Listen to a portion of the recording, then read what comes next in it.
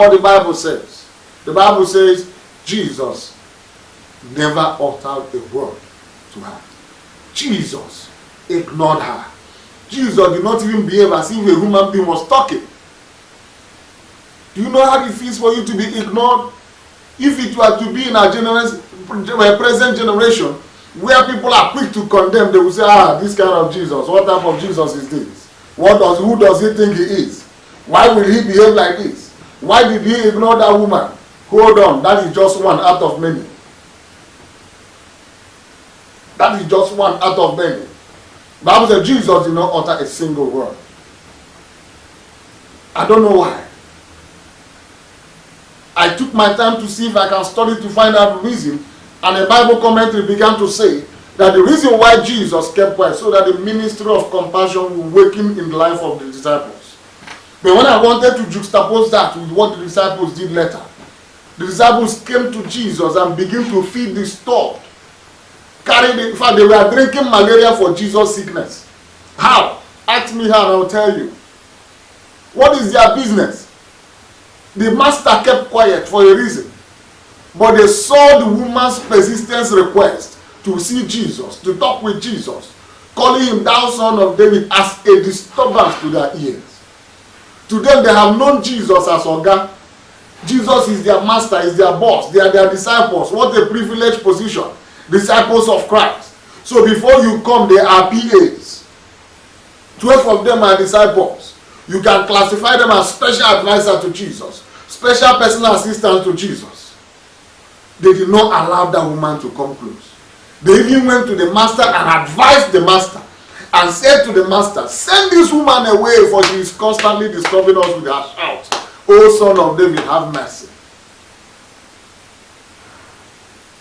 O son of David. Say, send her away, send her away. Let her not come close. For her closeness is a burden to us. She is not allowing us to concentrate. We're in a prayer meeting. This woman is disturbing us. Send her away, master. Are you a pastor? Are you a man of God who have been given a gift by God to be a blessing to the society? And you have personal assistant who will not allow people to see you. You are not becoming useful to the kingdom. Those people have become over-seriously a hindrance to the kingdom work. I have come to understand that most people who occupy positions of authority don't even know what happens around them. Those who occupy the place of PAs are the biggest problem. Go to the government house to assess a governor. Even when you have a genuine reason to see him, that will push the state forward. Their personal assistant will never allow you to see him. Imagine the disciples saying, send this woman away. Have they said to you, go away, the governor is not willing to see you? Have they said to you, go away with your problem, the man of God is sleeping, he's busy? Have they said to you, go away, he cannot pray for you? Have they said to you, go away, he's too busy to listen and counsel you? Have they said to you, go away, he's too busy to even listen to that which has eaten you up? I want to bring you to your notice, there is a God who will never send you away. That is man, and that's what makes us men. Man will always be man, but God will always be God. I don't want you to use the rejection standard of the world to get discouraged, so that when God wants to show you faith, show you mercy, he wants to show you kindness, he wants to show you divine providence, you get angry and walk out of God's blessings. All because of what people have said. All because of what those who are around, maybe the secretary, maybe the servants, maybe the messenger, maybe the PA, their attitude, their conduct have discouraged you from reaching out to God through the person who has sent to you. Hold on to your faith in the midst of all this rejection. The Canaanite woman, by her description in the scripture, she was not a Jew. By her description, you can imagine the Jewish policy of classifying them as infidels. By their standard, she is not worthy to even receive God's listening ear. But Jesus himself kept quiet and did not utter a word. And when the disciples persuaded him, the Bible says, and he said to the disciples, I have been called to the lost sheep of Israel first. That's the foundation of his ministry. That is where he has been called. The lost sheep of Israel. And when they persuaded him further, what did he say? The woman finally got audience to Christ and pleaded with him and worshipped him and made his request and supplication known. Now look at what shocked me. At first, literally, it will shock any man. Jesus said to her, you don't use food meant for children and throw it to dogs. You need to satisfy, the book of Mark described as satisfying the family first. Let the children have their fill first. By classification, by those who literally look at those words, say Jesus outrightly rejected her. No. Jesus did not reject. He was making reference to his ministry. That is why even while he was about ascending, he said to the disciples, preach this word, starting from Jerusalem, that is your home front, to Judea, to Samaria, and to the uttermost part of the world. But because the woman was focused on her faith, because she was not minded for people to call her names, because she was not interested in what people say about her, she had only one interest, and that interest is first to get Christ to even listen to her. To get an audience, she will make her case by herself. Her faith was so strong that she held on to it even in the midst of rejection from the man he was looking up to. Jesus said to her, I cannot give food meant for children to the dogs. Look at how faith is manifested. The woman said to Christ, even the dog eats from the crumb that falls from the master's table. And Jesus could not hold it again. Jesus said, wow, oh, you have a great faith, woman. When Jesus responded, he reflected her empathy towards her. He reflected his emotional attachment towards her. He reflected an understanding of her pains. He reflected an understanding of her situations. And Jesus said unto her, your daughter is made whole. Why? Imagine if that woman, when Jesus said that woman could have been justified by man's reason and understanding if that woman walked out of Jesus with anger. That woman could have gone out and begin to spread the news. What manner of Jesus is this? That will condemn people, that will not help people, that will not assist people. She would have walked out. But because she had a mission, she was focused on her goal. That if I come to Jesus, I will be healed. I don't know the situation that has made you dirty in the eyes of people. I don't know the sicknesses that people have seen you and they have condemned you to death. The woman with the issue of blood also suffered similar fate. She wanted to see Jesus. She said to herself, if I could just touch the hem of his garment, I will be healed.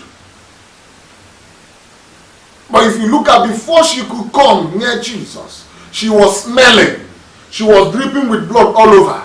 Yet, the word, close your mouth. Shut up, you are disturbing us. The same overzealous people who wants to be better than those who are not, who in fact, they know the mission of their master more than their master. They want to select those who are qualified to see the master. But that woman with the issue of blood never gave up. She kept on pushing on. In fact, she found advantage in her situation. Because with her body spilling blood, nobody would want to touch her.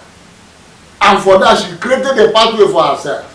In the midst of that suffocating crowd, I don't know what you are going through. In the midst of that your suffocating problem, in the midst of that your suffocating sickness, I want to tell you there is a glimmer of hope in Christ for you.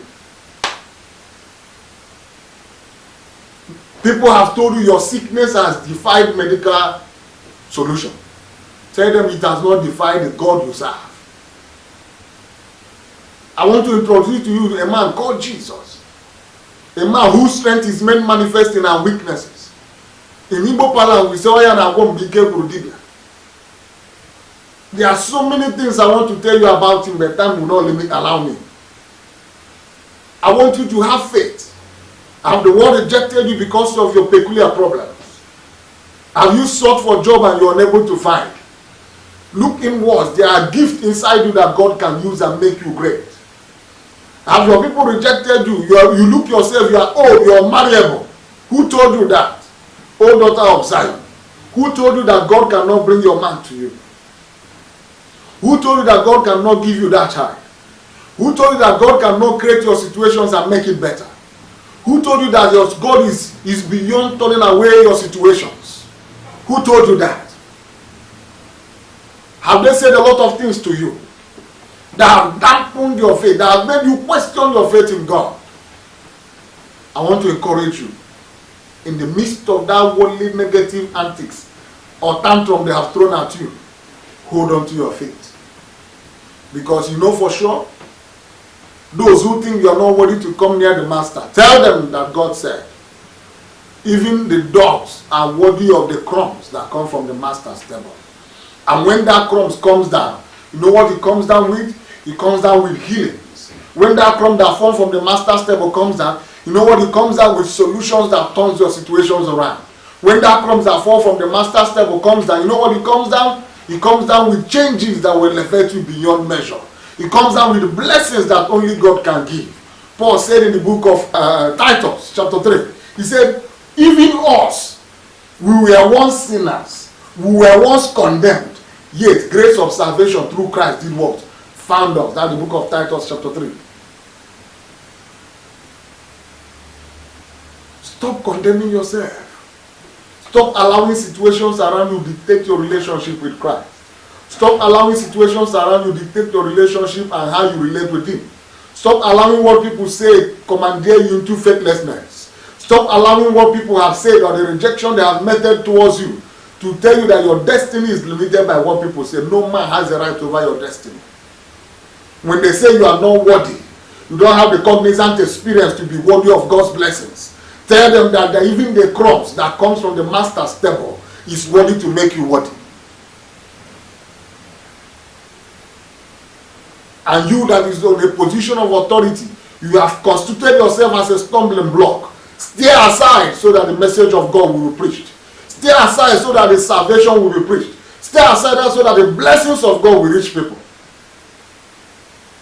You are not even the man of God. You behave more than the man of God will behave.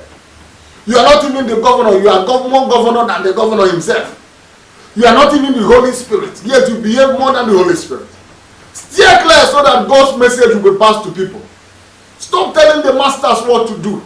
Allow them to listen to the man who has sent them. I don't know what you are going through this period. Are you facing rejections? Are you facing tribulations? Are you facing persecution? Is your dream squashed because people are not willing to believe in you? Have you abandoned that desire of yours? Your desire to go to school because of situations around you? I encourage you to hold on to your faith. Even in the midst of lack, hold on to your faith. Even in the midst of want, hold on to your faith. Even in the midst of rejection, hold on to your faith. No matter what they say, tell them they don't hold your destiny. It is only God that can make the final say. I want us to pray. God encourage us and teach us how to hold on to you firmly.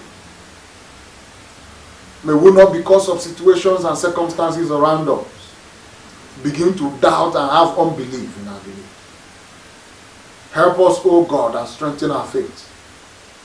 In the mighty name of Jesus, I pray. Amen. God bless us.